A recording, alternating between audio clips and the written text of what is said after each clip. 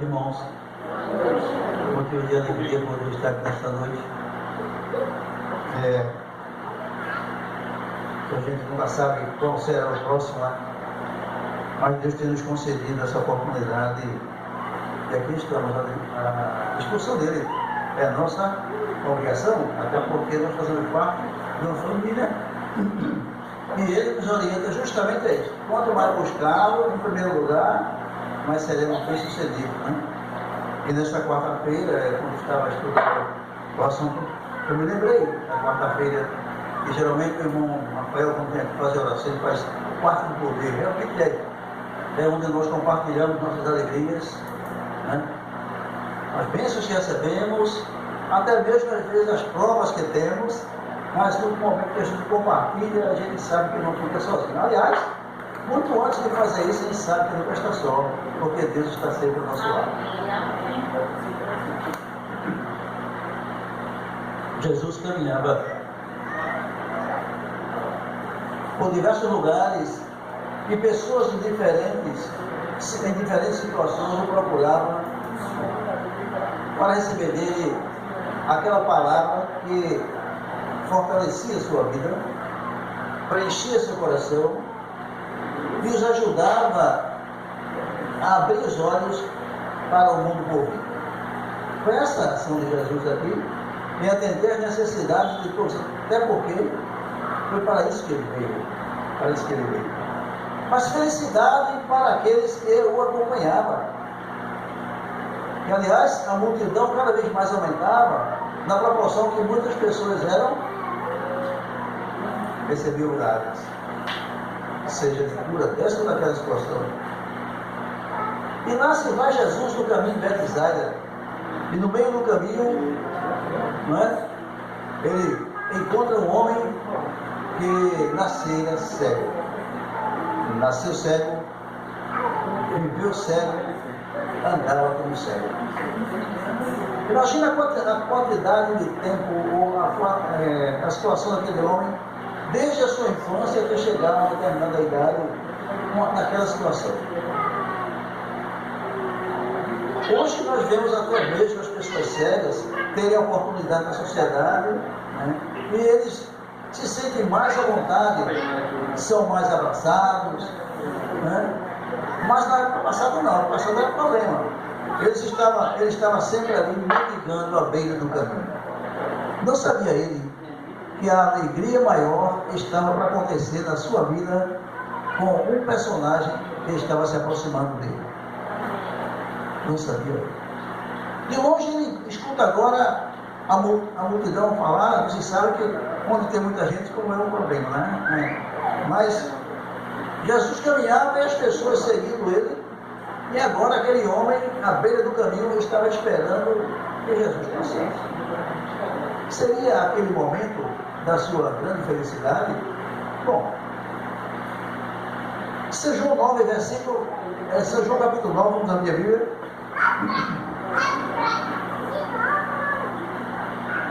Aquele pobre homem que viveu o tempo todo como cego, agora encontrava à sua frente aquele que não apenas criou o homem, mas era capaz de solucionar um problema que ele estava sendo cometido desde a sua infância. Não importa o problema ou o motivo que o levou a ficar cego. Não foi um acidente, um percurso, não. Mas ele nasceu cego. Foi descoberto que a doença dele era hereditária. Mas o que importa mesmo é que ele encontrou o remédio que esperava a qualquer momento. Veja, São João capítulo 9, verso de 1 em diante.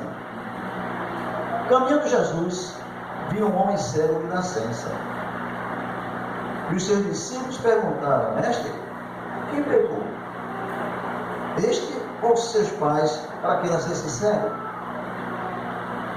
Respondeu Jesus: nem ele pecou, nem seus pais, mas foi para que se manifestasse nele as obras de Deus.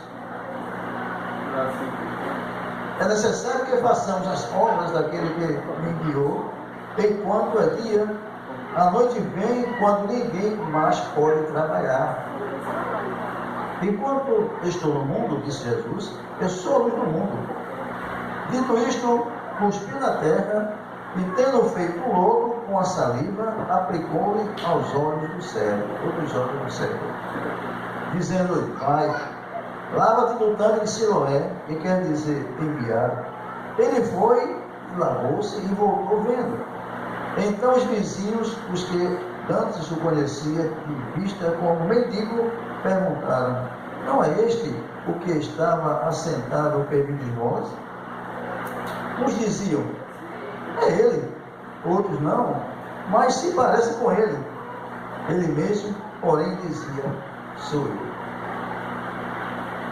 Agora, irmãos, imagina a situação deste homem. De um momento para outro já começa a figura a mudar. Agora, muitos em dúvida, alguns com dúvidas se era aquele homem que vivia esmolando ou não.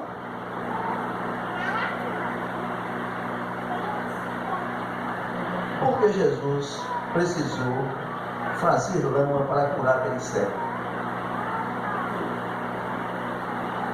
No meio judaico de helenitas, havia um conhecimento de que a saliva, ela continha algo necessário, ou seja, para a restauração da saúde concebida.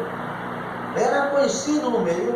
Então o que Jesus fez ali não era estranho para ninguém. Mas tem uma coisa, que aquele que fez o homem do barro, ele tinha poder para também fazer com os seus dias, naquele momento ali, a maravilha que aquele homem esperava. E, aliás, servia de lição para outros que ali acompanhavam. Mas a história conta que este acontecimento se deu logo após a festa do Pentecostes. E era um sábado. Mas tem uma coisinha que chama a atenção aqui. Qual o problema de Jesus fazer louro e passar no olho do cego? Os fariseus, eles não admitiam que determinadas coisas fossem feitas, principalmente no sábado.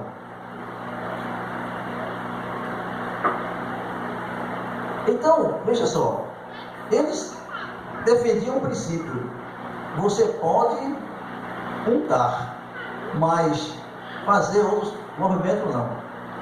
Ou seja, quando alguém tinha um animal, ele poderia ir lá no celeiro, derramar água ou mel, mas não podia misturar. Bom, veja que visão. Eles não poderiam. Então o problema deles, o trabalho para eles, era justamente essa outra ação. Aí eu fiquei pensando, e vocês podem até pensar comigo, como se interpreta as Escrituras tanta gente. Agora, antes houve uma pergunta do discípulo para Jesus: Mestre, quem pecou? Ele ou seus pais, para que nascesse cego? Vocês estão lembrados da história de Jó? Vocês estão lembrados de tantos outros que se passaram? Para a visão deles, qualquer problema de saúde era resultado de um pecado cometido. Mas que base bíblica tinha aqueles homens para fazer a pergunta? Apesar de ser uma visão distorcida, eles se baseavam justamente, abra sua Bíblia, irmãos, Êxodo 20, versículo 5. Êxodo 20, versículo 5. O que é um problema sério é você tirar conclusões, muitas vezes, de algo que você lê, sem ver o contexto da história. Na verdade, o que está escrito aqui, em Êxodo 20, versículo 5, era justamente aquilo que Deus ensinou através de Moisés no passado. Alguém pode ler? Êxodo 20, versículo 5. Não adorarás, nem as usarás, porque eu sou o Senhor, teu Deus, e a iniquidade dos pais e filhos, até a terceira e a quarta geração, aqueles que me aborrecem. A palavra visitação aí representa que Deus estava atento E se eu cometesse algo, minha família sofreria os problemas. Mas também a própria Bíblia nos ensina de que ninguém paga o pecado por outro. Existe algo interessante. Um filho ou alguém pode ser acometido de um problema oriundo de algo através da saúde. Quem sabe, por exemplo, vou dar um exemplo aqui.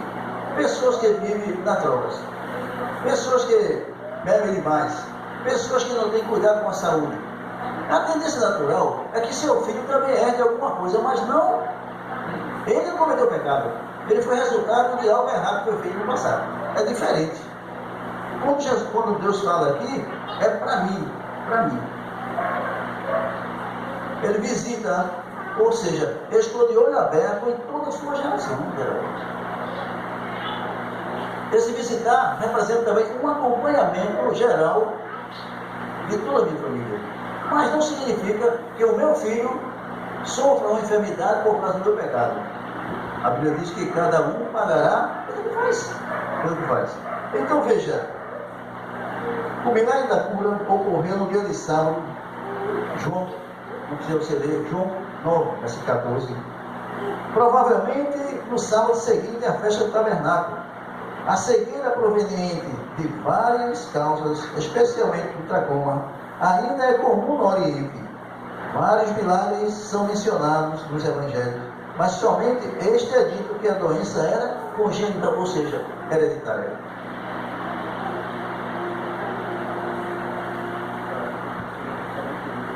Esta parte da pergunta dos discípulos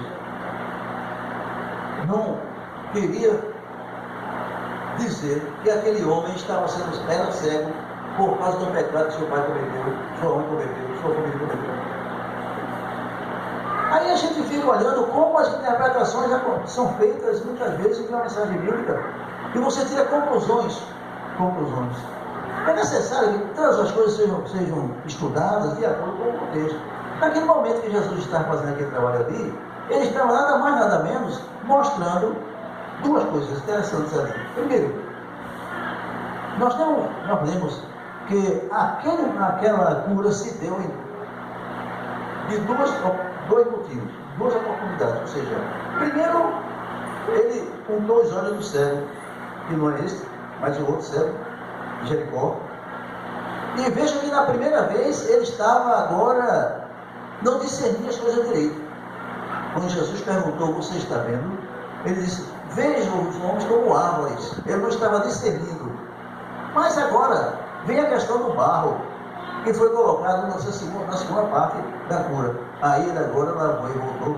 Então veja, foi uma coisa interessante que eu li a respeito disso.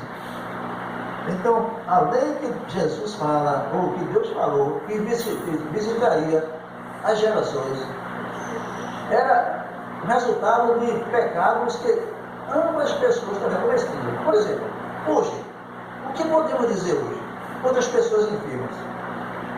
Então eu não posso chegar para você ou para qualquer outra pessoa, se você está sofrendo isso, porque você cometeu algum pecado. Sabe por quê? Porque eu também sou pecador. Uma coisa é o resultado da desobediência, outra coisa é algo que você fez, é aquilo que você praticou. Os filhos muitas vezes sofrem as consequências dos erros dos pais, mas não são punidos pela culpa dos pais. Isso aqui. Esse aqui é o 18, 1 e 2. Vocês querem ler? Esse aqui é o 18, 1 e 2.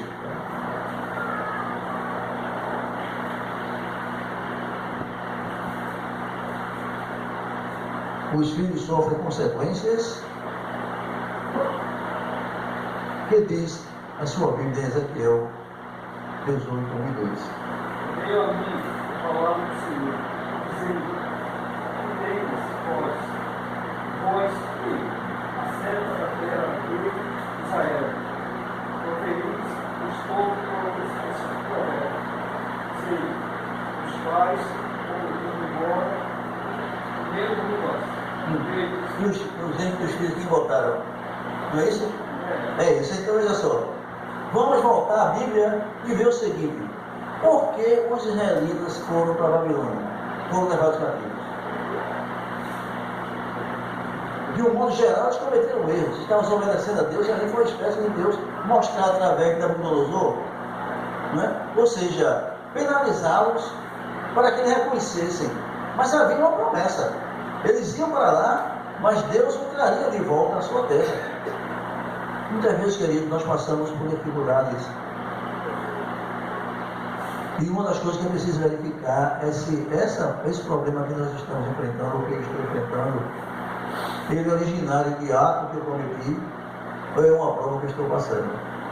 E nós temos isso na vida de Jó, interessante. Nós não sabemos a maneira, não é? Nós somos provados como ouro, somos provados, seremos provados, para chegar o momento em que a nossa eloquência, a nossa sabedoria de hoje e a nossa segurança de que estamos ao lado de Deus vai ser demonstrada sim, no momento em que a perseguição vier. No momento que a perseguição. Aí sim nós seremos levados, muitos serão presos, não é? Mas de maneira nenhuma Deus vai deixar de estar presente. Insistam, tem uma nota aqui que diz o seguinte: os rabis haviam recebido de Satanás sua errônea filosofia do sofrimento, pois ele, o autor do pecado, e de todas as suas consequências, levaram as pessoas a considerar a doença e a morte como procedentes de Deus. Os rabis, veja só. Então nós precisamos ter muito cuidado, muitas vezes, querido, quando a gente está sofrendo algo e achar que vem de Deus. Precisamos ter cuidado. Porque em dado momento nós podemos estar até acusando Deus de algo que Ele não está fazendo. O que nós podemos tirar das nossas fraquezas, nossos problemas, é que apesar de haver uma permissão de que algo está acontecendo comigo, mas existe por outro lado um Deus que me ajuda para tirar lições daquele sofrimento. Veja, o povo de Israel precisou passar pelo Egito, a Síria, Babilônia, sofrer os danos da sua inconsequência, mas Deus nunca deixou eles sozinhos. Deus estava com eles.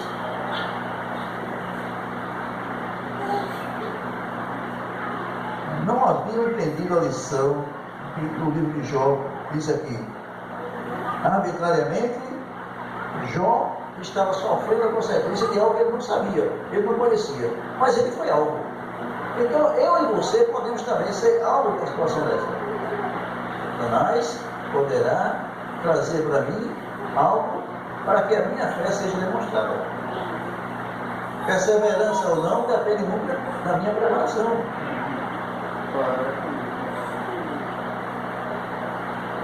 Tem aqui algo que diz o seguinte: apesar daqueles homens não se ligarem na situação de Jó, tira-se uma lição aqui. O sofrimento é infligido por Satanás, mas veja só, mas Deus predomina sobre ele para fins misericordiosos.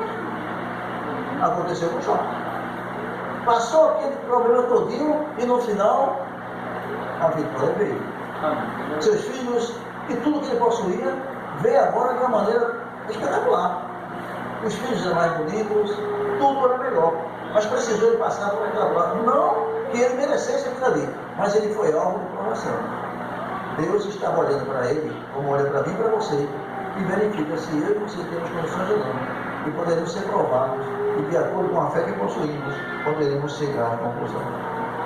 Uma outra coisa que se tira dessa lição é que a cura que foi feita de duas oportunidades. Primeiro, a saliva. Segundo, o barro. Tinha duas coisas interessantes ali, mostrando o quê? A fé e a esperança, elas andam juntas. A fé e a esperança. O homem, não é? De início não estava vendo. Então vamos dizer, há momentos de prova que a minha fé pode faltar. E nós precisamos pedir a Deus que aumente nossa fé e nos ajude para que esses momentos possam fazer com que eu aprenda mais e possa ser revigorado depois da prova. Porque vem numa vitória sem luta, numa vitória sem luta. Jesus juntou com o lobo os olhos do cego. Aqui também Jesus transgrediu a tradição rabínica que permitia apenas a unção que era feita normalmente em outros dias. Mas tem outros dias para você vir para cá. Tem que ser hoje.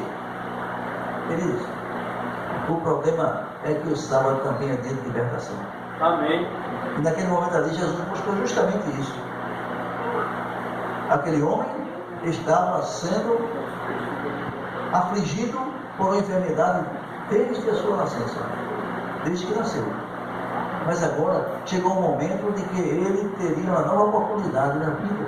Agora ele recobrava a sua visão. Né? Não é propriamente recobrar, mas agora ele tinha visão, vamos dizer assim. Agora ele tinha visão. João 7, 22 a 24.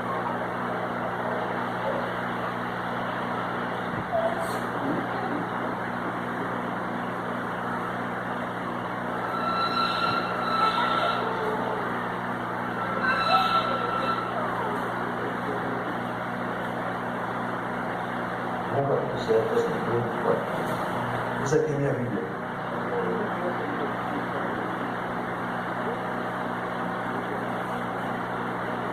Veja aqui a controvérsia entre Jesus e os judeus. A maneira de que o homem muitas vezes, através da palavra da Bíblia, ele aplica algo que ele desconhece. Veja aqui.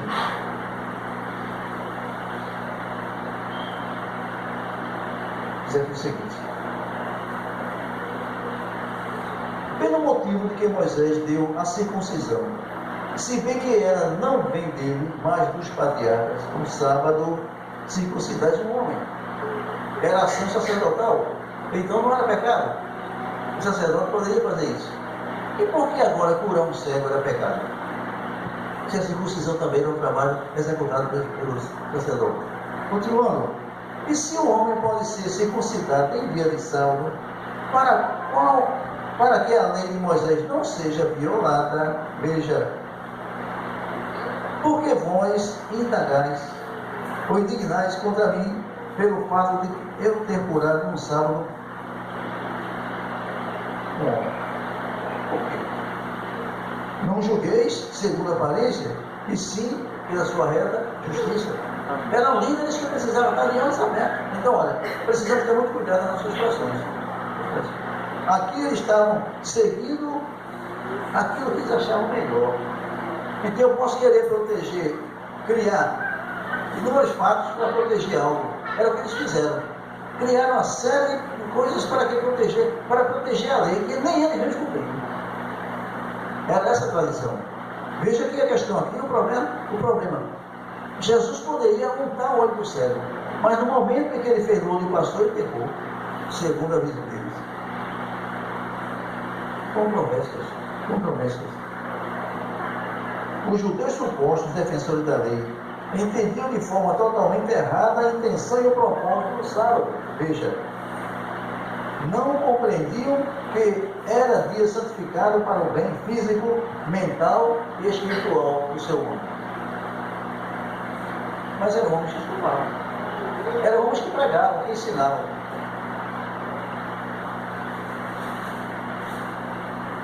É ótimo.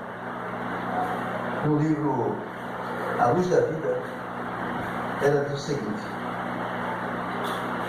Luz da Vida, página 51. A Luz da Vida, Ellen G. White diz que nunca se ouviu de alguém que abrisse os olhos de um cego da nascença e que, se Jesus não fosse Deus, nada poderia fazer. No livro de Bethesda e o Sinédrio, Ellen White diz que o homem que foi curado por Jesus creu na palavra de Cristo e agiu sobre ela, recebendo a graça. Com força. Ainda diz, também diz que no meio, ou por meio da fé, podemos receber cura espiritual. Outros comentários de Ellen White diz o seguinte sobre a cura: quando orar pelo doente, deve-se pedir a Deus que cure o sofredor, se for segundo a sua vontade. Ainda diz que Jesus não se recusava a curar aqueles que iam ter com ele. em busca de auxílio. E finalmente,